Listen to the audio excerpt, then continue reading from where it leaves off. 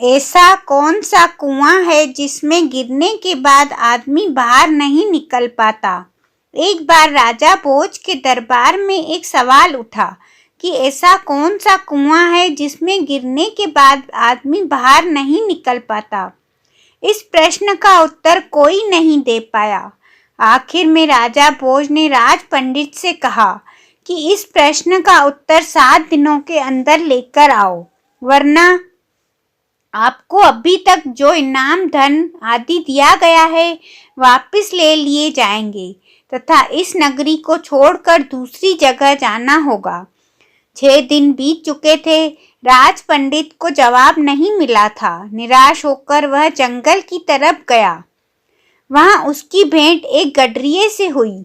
गडरिये ने पूछा, आप तो राज पंडित हैं, राजा के दुलारे हो, फिर चेहरे पर इतनी उदासी क्यों?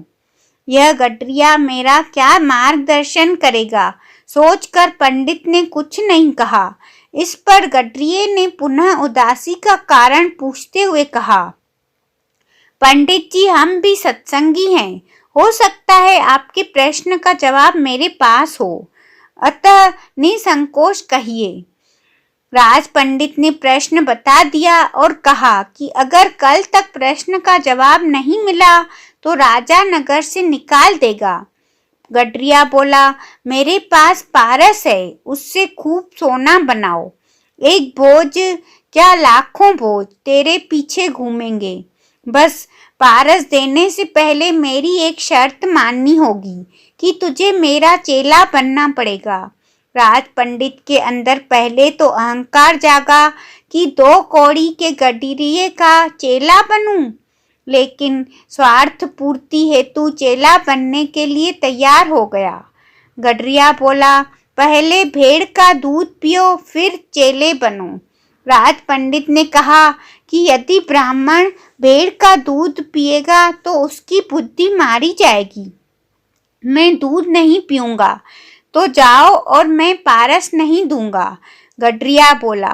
राज पंडित बोला, ठीक है, दूध पीने को तैयार हूँ, आगे क्या करना है?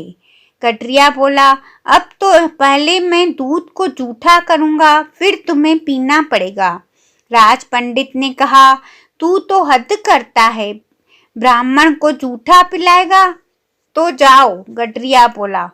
राज पंडित बोला, मैं तैयार हूँ जूठा दूध पीने को।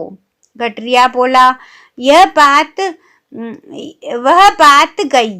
अब तो सामने जो मरे हुए इंसान की खोपड़ी का कंकाल पड़ा है, उसमें मैं दूध दूंगा, उसको जूठा करूँगा, फिर तुम्हें पिलाऊंगा, तब मिलेगा पारस, नहीं तो अपना रास्ता लीजिए।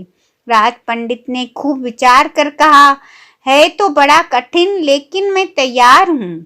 गडरिया बोला, मिल गया जवाब।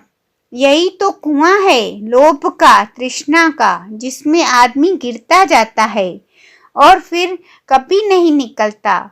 जैसे कि तुम पारस को पाने के लिए इस लोभ रूपी कुएं में गिरते चले गए।